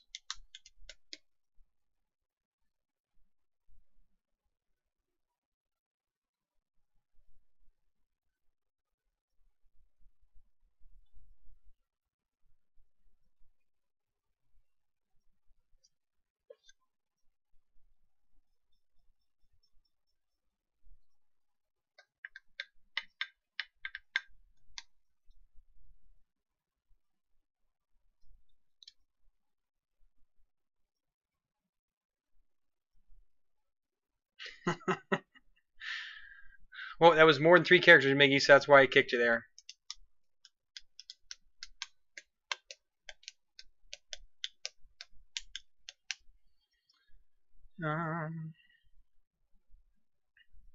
So I did. So Morph, you're right. I did see a lot of people. They do get off topic. The only ones I see that do like really good type of streams is like Tom. Tom stays pretty much to his script, but he also scripts all of his videos, and there's no way I could do that. He's also a full timer. I guess technically I am full time YouTuber because I do more than 40 hours a week of YouTube. Does that make me full time YouTuber? I don't know. I mean, I still do 40 to 50 hours of my normal day job, and then I do this every night and weekends. So, and then I'm also a full-time dad. Well, I guess I'm a part-time dad because the wife is full-time. So, be that what it is on all that. That's the TiVo printing.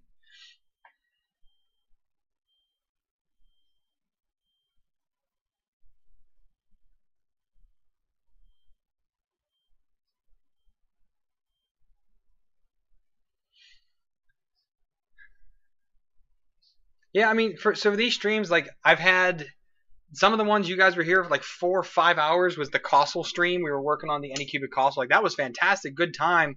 I mean, it was wrenching on my emotions, but I mean it was a long stream. I try to keep them 1 to 2 hours usually. 1 hour if I'm being pressured to get done, depending on what we're doing that evening. Sometimes the streams go too late and the wife gets mad. So it is what it is on that. I try. I mean, there's 4 kids is a lot. So dealing with all of them and again work, the wife. I live overseas. A lot of things to do with that too. So it's a lot of work.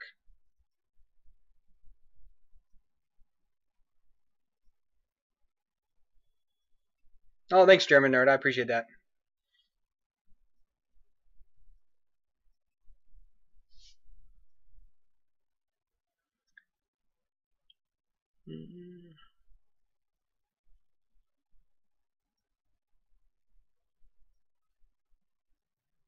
Yeah, well, that's also the thing when you're a humongous channel. I mean, I average 25 people on most of my streams. So, no, Paul, I do not. Sorry, I don't say where I am on YouTube. If you follow my private profile, or my Instagram, you kind of put it together there. But on YouTube, on video, I do not say where I live, just security reasons. But yeah, Tom, I mean, when you're that big of a channel, if I ever got to be that size and have more than 24, 25 people in the stream, yes, it would be hard to keep up. But I think now that I'm still a small channel, I just passed 7,400, I think it was. Let me actually look right now. Let's see. I am at. Once my internet decides to reload the page. Chrome's not responding. Awesome! Because my internet is so freaking slow. Exit Amazon Drive. That always starts up. That's annoying. OneDrive never freaking goes away. 7429, what I'm at right now. So still a pretty small channel. I can do these type of Q&A things with people. No, Paul, it's not my privacy. It's just something that I chose not to do. And I told work that I wouldn't do that on YouTube. So that's just how it works.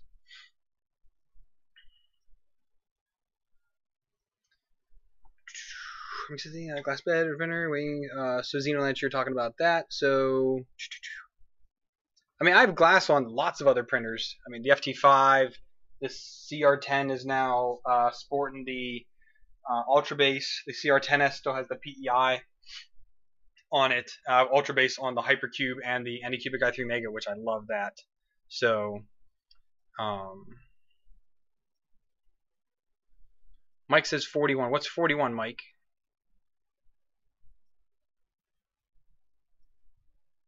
Oh, thanks, Chris. I asked for a reason. I don't ask because I don't care. I ask because I'd like to know what people want out of these streams. I don't want me to be doing this and wasting my time if it's something that people don't want to even watch. That's why I have to really, be mindful of the different videos I put out. Like, what is it? Is it interesting to me? Yes. Would I think other people are interested in it? I hope so.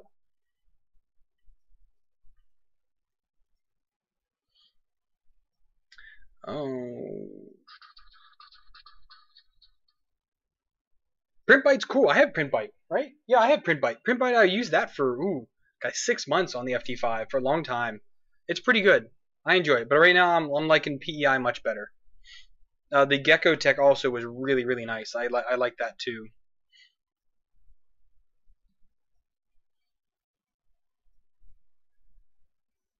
Yeah, Chan, the Ultra Base. I have the Ultra Base again here on the Hypercube, and they sent me 2 more of them for the 300 by 300, so I could use them on the CR10s and the FT5. And I'm currently testing those out now. Oh, subs, Mike. Oh, that's what I got you.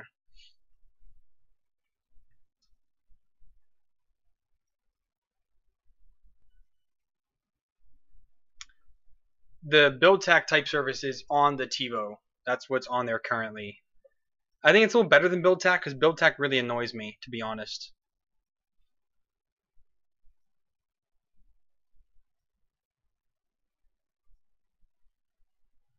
3D Printing Trucker, what is up, buddy? How are things? Have you uploaded any new content yet lately? Because I have not come back to look.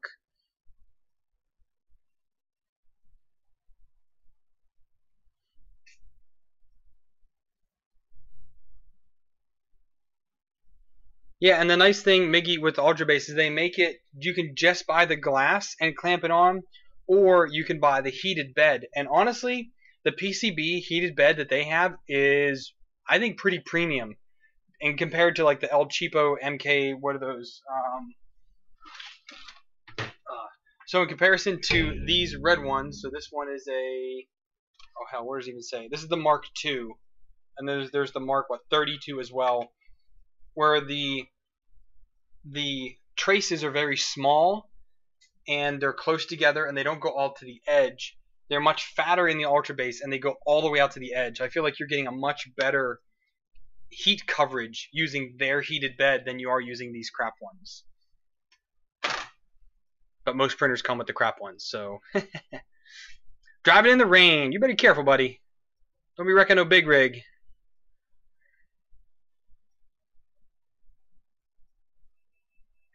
The perf plates. Oh yeah, I mean I don't have any ABS only machines though. So Joe, they make the Ultra Base in several other sizes. They make it round ones for deltas. They have several different size square ones nowadays. Let me see if I can pull it up here. Again, if my internet decides to cooperate with me. I'm streaming right now, so that's taking all my resources.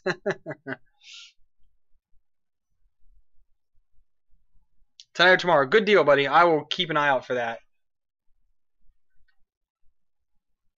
Yeah, so they have a 214 by 214, so a standard Ultra Base. That's just the glass. Then they have the Ultra Base plus hot, 220 by 220.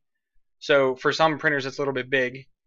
And then the 310 by 310. So I have 2 of those now for like the CR10, the FT5 if it's on, and then a 200 and a 240 for the deltas. So I'm hoping that they'll make some more sizes for other printers, kind of like the maybe like the Idea Maker or something like that. That'd be pretty cool. But it is pretty sweet.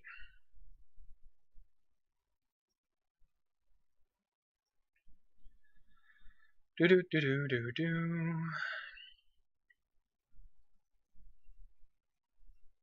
Oh, the solid aluminum heated beds. Oh, those are way old, man. Nobody has those anymore.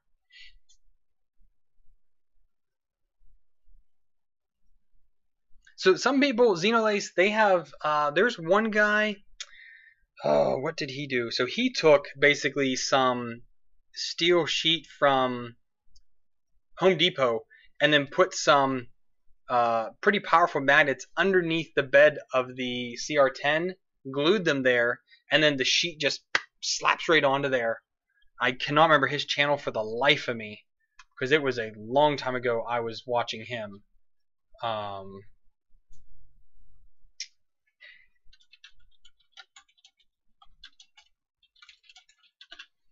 I really don't know what his name was. Oh, it is this guy right here. So this Improper Engineering. He's the one that did the lot with the magnets underneath. I haven't seen. I mean, I saw Angus also did his take on it as well. But his is probably the biggest one out there that I've seen that people are doing.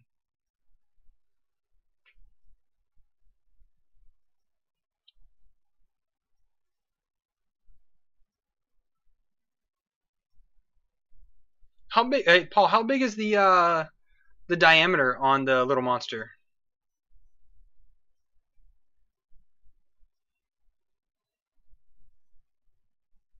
Oh yeah, he did do it with those. Yeah. Um.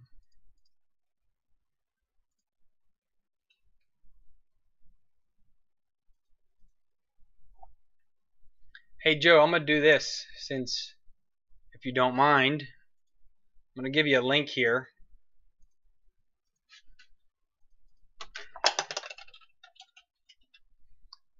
And if you use that, then I get a kickback of like maybe 5 cents from the purchase. That'd be cool though if you use the affiliate link.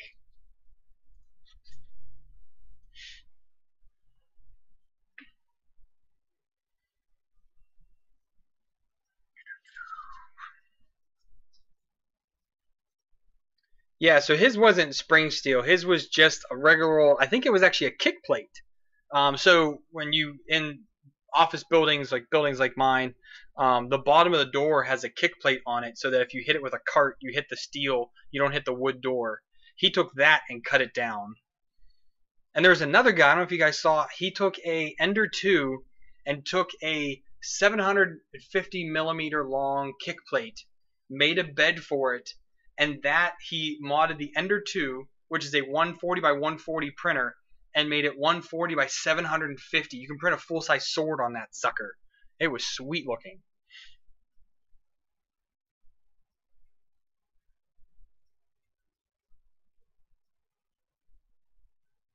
Yeah, so the spring steel, I don't have anybody I could buy that from here. I'd have to look back in the States when I get back this summer to see if anybody has it. Yeah, so I posted it in the TiVo one. I will put the link up here as well for the 3D printing removal tool that I use, which is great. It's this little one right here. Let me create myself big here for a second. Go to me, right here. This little sucker here, super duper thin. How thin that is? That's how big it is right there. So this I start every print to get off with, and then I also have this bigger one here, this trowel looking one, very very thin as well. And this is for getting at those deep, those real big prints. You got to get to the center. You use this to kind of get around all the sides. And these are the only thing that I use to take prints off of beds.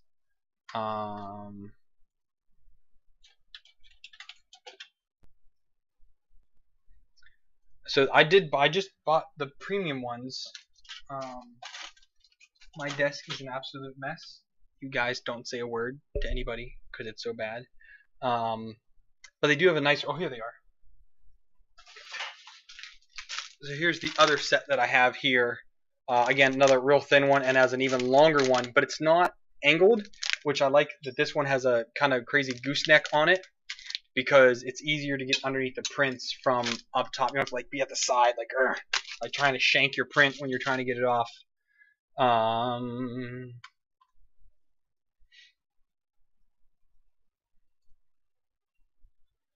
But they don't actually have the one that I bought anymore, I don't think. It says this is the one that I have. Yeah, this is the one that I bought. But it came with a different, I think I have like the trowel looking one.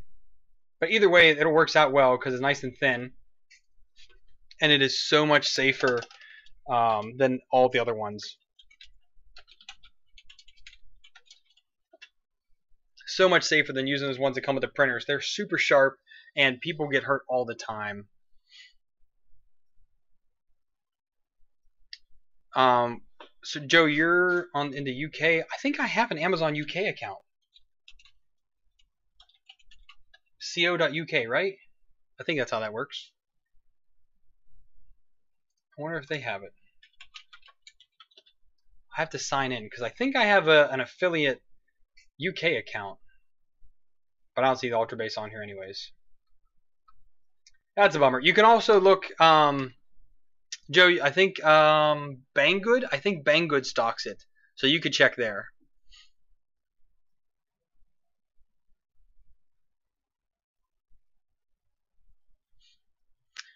So Morph, the problem for me is finding a local shop is first learning how to speak Russian. That's kind of tough. Almost this entire slice of the world only speaks Russian and I don't. So it's really fun to live here, let me tell you. Going to the grocery store is amazing. We need a group buy. Yeah, we do need a group buy. Spring steel is expensive. It really is.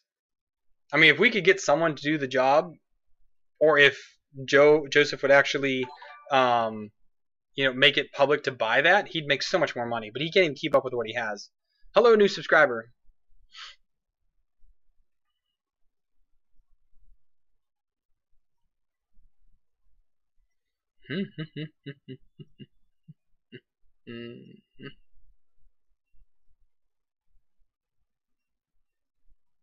Yeah, so there's the tool. If you look at the bottom of the TiVo printer, the TiVo printer video, I linked several different ones that I used, but I am planning on doing a video just on these. Actually, might do that tomorrow night, or maybe I'll do it tonight. But just a quick video on why I like it. But I do need to get some B-roll footage of like me actually taking prints off with it.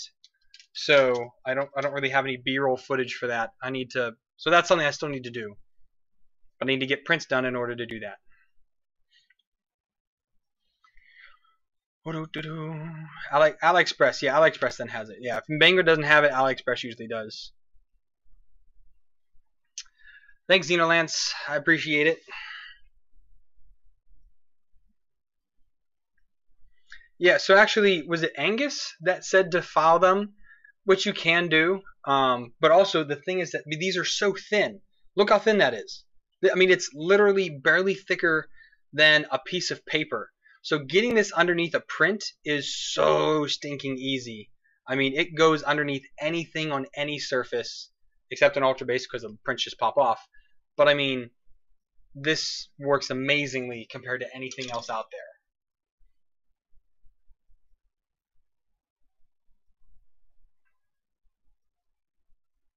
An order of $400. Holy crap. Cool, Xenolance. Thanks, man.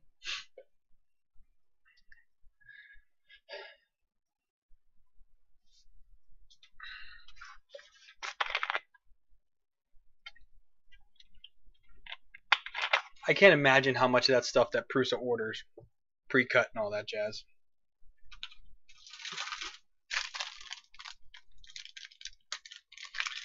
When will I do part 2 of the Select Mini? Probably not until the fall. I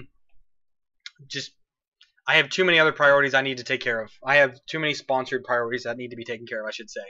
That's a personal project. That's put to the side until I can finish up all the filament reviews. And I only have, I pack out in 23 days. So less than almost 3 weeks is all I have left to get everything else done that I need to get done that's sponsored.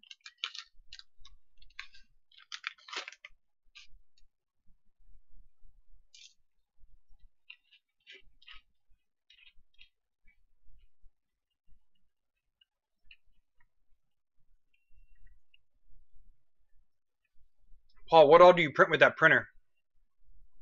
Let's say if it's just like PLA and stuff like that, and PETG, PEI, or ABS too, yeah. Oh yeah, Morph said it. Yeah, PEI is the way to go.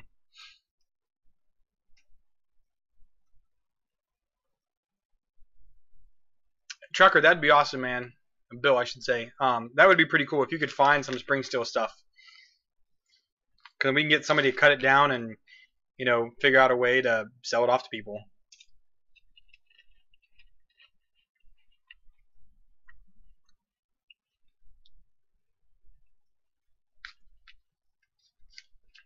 But you have to cut that down, and then are you going to put a PEI sheet on it?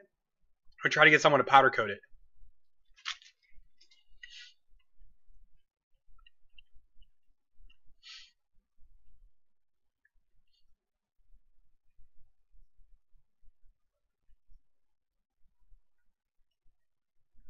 Yeah, so for PETG and flexible, both of those, you have to use glue stick on the PEI, otherwise they will rip each other apart. PLA and ABS is fine, but you have to use glue. You have to use some type of, I can't forget the sciencey term for it. You have to use something between the two of them.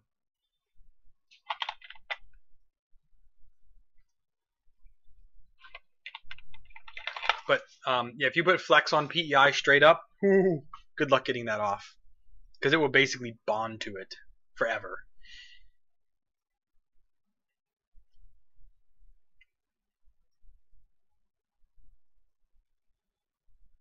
Yes, Miggy, thank you for that. All right, German, take it easy, bud. True, I guess you could. You use Magic Goo too. I still have my Magic Goo stick. I still use that most days on the glass. I have that here.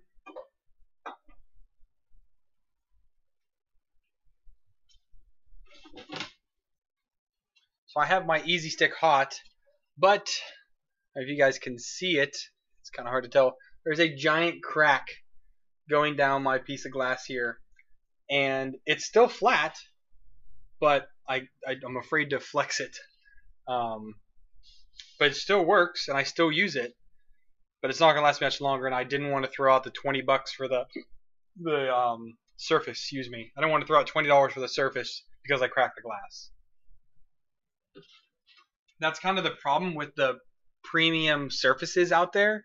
They're so doggone expensive, and if you crack the glass or the mirror, there's $20 gone like that. It could be your first print, and if you break it, that's it. You're toast. So I like a lot of the cheaper stuff. All right, Miggy, take it easy.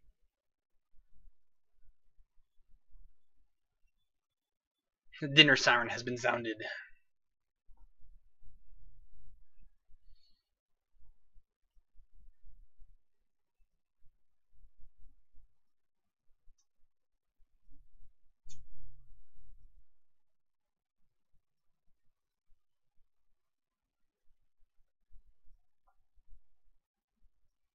How people make the magnetic build plates. Oh, so I was just showing, if I still have it up here, Joe, go ahead and check out Improper Engineering. He did it with a regular piece of steel from Home Depot and magnets on the bottom of his print bed, and did that. Well, Roger, it's almost Sunday morning here, so I am 9 hours ahead of Eastern Standard Time, so it's Saturday night for me.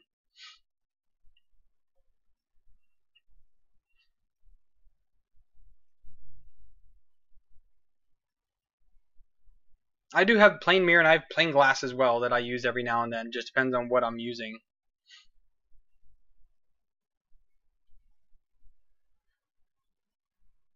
His videos are they're okay. He's funny in my opinion.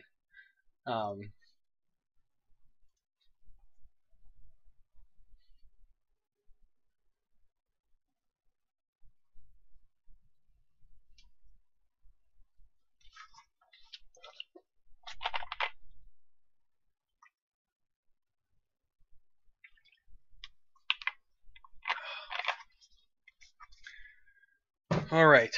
Well, we're gonna do a couple more minutes, and then we're gonna call it, because I want to do this video before the wife gets home, which she lands in about an hour. It gives me enough time to round up the prints and get that video done.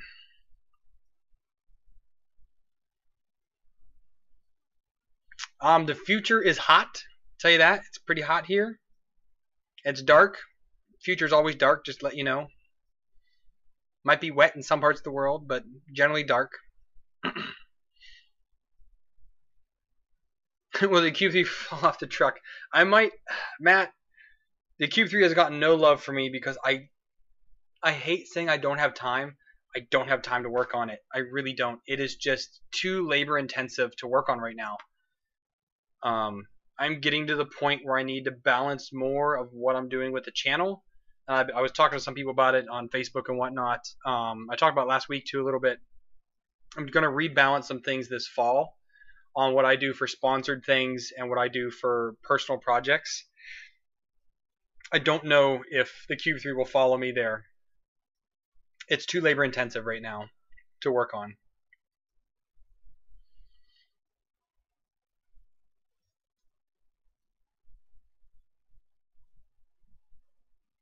I did see the Lawsbot Mini too. It looks pretty sweet. I wish Lawsbot would work with me too. I'd love to try one of those printers out. some of those premium printers I think would be kind of cool. Right now I'm still getting the, you know, off brand, well I guess off brand, the cloners and stuff like that from the China companies. I would love to do with one of like the big companies, just to see what like a premium printer is supposed to be about. A Lulzbot, an Ultimaker, a Prusa, something like that. Maybe one day.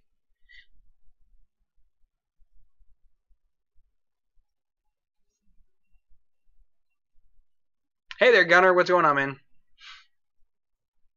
You're late to the party, buddy.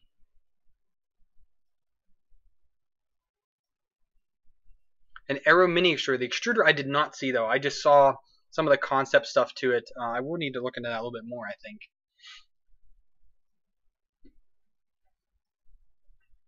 And Paul, the only one for me that uses glue right now, I guess it depends what I'm printing on the CR10S. Right now, the 2020 i3 is set up for flexible, so that's PEI with glue for flexible filament, and then actually has an arrow on it now. And then the FT5 right here is for all of the high temp stuff which needs glue.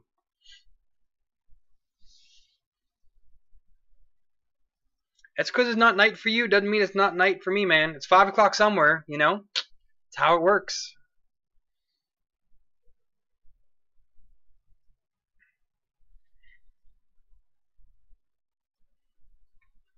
So it's almost midnight here, guys. It's getting late. Hey, I'm live now. Look at that. It tells me that. Oh, dear.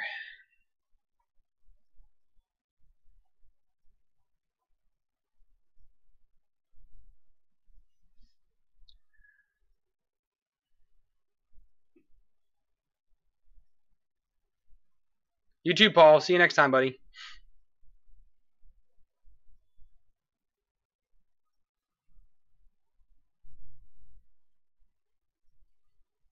That's probably what it's going to be, is that I mean, the Lulzbot printers are assembled by hand, so I kind of think that there'd be a lot less QC issues with them because of that.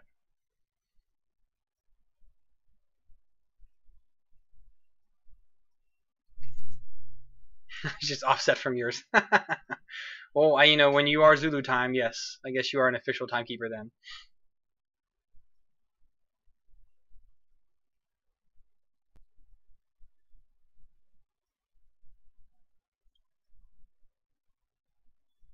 All right, guys. Well, I'm gonna call it there. Go and finish up these couple videos here tonight. And oh, I will say one thing. So in the next maybe 2 weeks, videos are going to go to once a week. Riley and I have not decided on what day we're going to do them on yet. Either maybe Mondays or Tuesdays. I'm not sure what everyone usually watches my videos, or just when they come out. But we're going to have to go down to one video a week because I'm trying to front load, get a bunch of videos filmed and edited and uploaded, and then Riley is going to take over post. Well, he already posts all my updates anyways, but he's going to post all the videos once a week on a schedule while I'm on leave for 2 months. So I need to get about 10 weeks of videos queued up. I think I can do 1 video per week, so I'm just trying to get all those finished up now. And if I can do 2 per week, fantastic, or 2 some weeks, 1 other weeks. Either way, that's kind of the goal. And then when I get to my next place, I'm hopefully going to have new printers delivered shortly once I get there to start putting out new content again. So some of this content might be a little dated. The filament reviews are going to be 1 month old, maybe 2 months old from when I actually filmed it to when it actually gets published. So I just want to keep, I'd rather not go dark, I guess, for 2 months. I'd rather you guys have something new come out rather than me just post everything, front load, and then I go dark for a month or 2. I just don't want that. So that's kind of the plan right now that I'm going with. So yeah, thanks guys for watching. Remember, if you guys want to donate to me, there's Streamlabs, stuff like that. All the money I'm making right now is going to buy my very own Prusa Mark III with a multi-material unit MMU version 2 that I want to put on that, and I think that'll be kind of fun. I'm hoping to get that by Christmas. So we're like $700 away from getting that goal. So I appreciate you guys watching, and I will be back next week unless something changes, but I should be here. So thanks for watching, guys, and I'll check you later next week.